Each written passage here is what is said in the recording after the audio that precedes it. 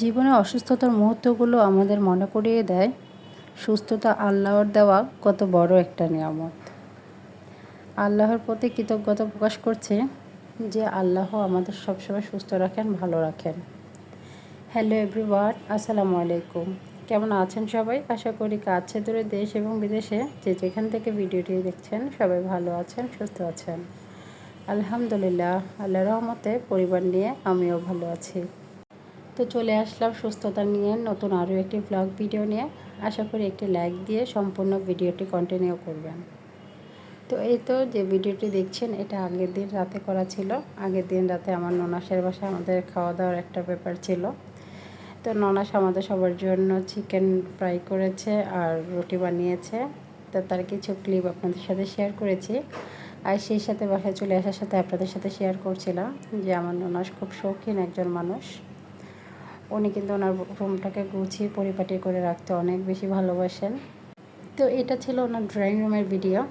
আর ওনার দরজা খুলে রুমের ভিতর ঢোকার সময় ড্রয়িং রুমটা পড়ে, তাই আর কি এই রুমটা বেশি পরিপাটি রাখে।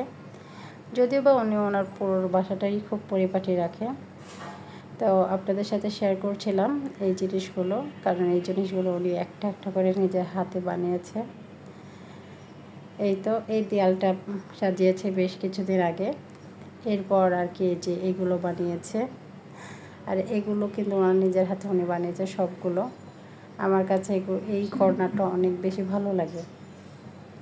তারপর চলে এসেছি এখানে পরের দিন একদম সকাল সকাল উঠেছে, মেয়েকে স্কুলে দিতে হবে। তো এই তো এখানে মেয়ের জন্য একটা ডিম সিদ্ধ করে নিয়েছি, যদিও বা ও খেয়ে যেতে চায় না, কিন্তু জোর করে হলো খাইয়ে দিব। আর তাই ডিমের উপর একটু লবণ দিয়ে দিয়েছি। তো এই তো ওইদিকে ডিমটা ঠান্ডা হতে দিয়ে আমি এদিকে মেয়েকে রেডি করে দিচ্ছি। ওদের স্কুলে সবসময় 2 বেনি করে যেতে হয়। যাদের বড় চুল তাদের 2 বেনি করতে হয়, আর যাদের ছোট চুল তারা 2 ঝুঁটি করে যায়। আর এই সাদা ফিতাগুলো সবসময় ওদের বাঁধতে হয়, আর নয়তো এগুলোর জন্য তারা কমপ্লেন করে। আর স্কুলটা অনেক বেশি কড়াকড়ি। জুতো আছে 2টা, মাঝে মাঝে পিটির সময় পিটি জুতো না পরে যেতে পারলে ওইটার জন্য বাচ্চাদের দেখা গিয়েছে বিভিন্ন কথা বলে। এখন বর্তমানে প্রত্যেকটা স্কুলেই মোটামুটি অনেক কড়া, সব কিছুতে বাচ্চাদের শৃঙ্খলা শেখানোর চেষ্টা করে আর কি।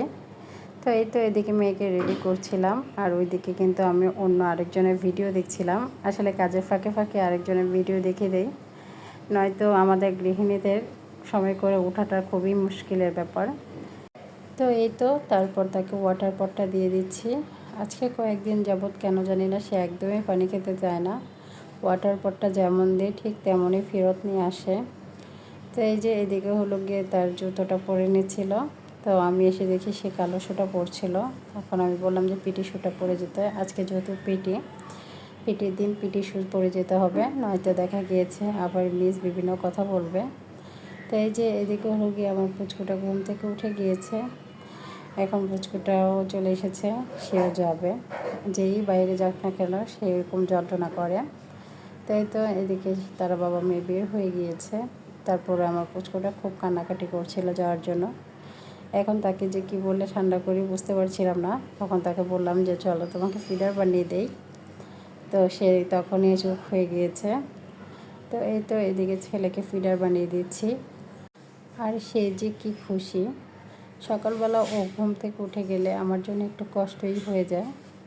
একদিকে মেয়েকে রেডি করতে হয়, টিফিন রেডি করতে হয়, আর একদিকে তাকে সামলাতে হয়। তো এই তো তারা চলে যাওয়ার পরে আমি ঘরটা একটু এলোমেলো করে নিয়েছি, তাই আপনাদের সাথে শেয়ার করছি। বিছানাটা আগে ওই পাশে ছিল, এখন বিছানাটাকে ঘুরিয়ে এই পাশে নিয়ে এসেছি। তাই আর কি আপনাদের সাথে শেয়ার করলাম, কেমন হয়েছে কমেন্টে জানাবেন। এরপর এই তো তারা চলে এসেছে, আমি এদিকে নাস্তা বানিয়ে নিয়েছি।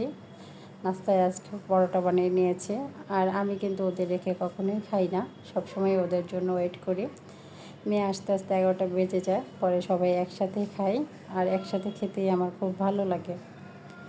এরপর 1 কাপ চা নিয়ে আমি বারান্দায় চলে এসেছি। আমার বারান্দায় দাঁড়িয়ে চা খেতে খুবই ভালো লাগে। আমার বারান্দা কিন্তু খুবই ছোট, আর একটু জায়গা থাকলে ভালো হতো, একটু বসে চা খাওয়া যেত আরামে। তো এই তো চা খেয়ে এসে দেখি ছেলে পুরো সম্পূর্ণ চাদরটা উঠিয়ে এখানে রেখে দিয়েছে।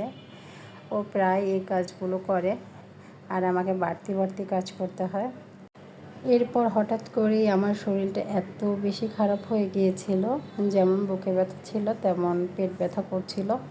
হঠাৎ করে কেন জানি না এত বেশি ব্যথা হয়েছিল যে বিছানা থেকে ওঠার কোনো উপায় ছিল না।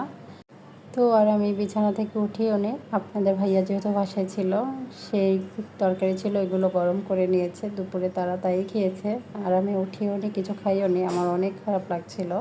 তো এই তো এটা ছিল রাতের দিকে ভিডিও। রাতের 10টার দিকে ভাবলাম যে কিছু করে নিই খাওয়ার জন্য। বাসায় তেমন কিছুই ছিল না। আর 10টা বাজে আমি কি রান্না করব ভেবে না পেয়ে ভাবলাম যে একটু ফাঁকিবাজি কিছু রান্না করে নেই।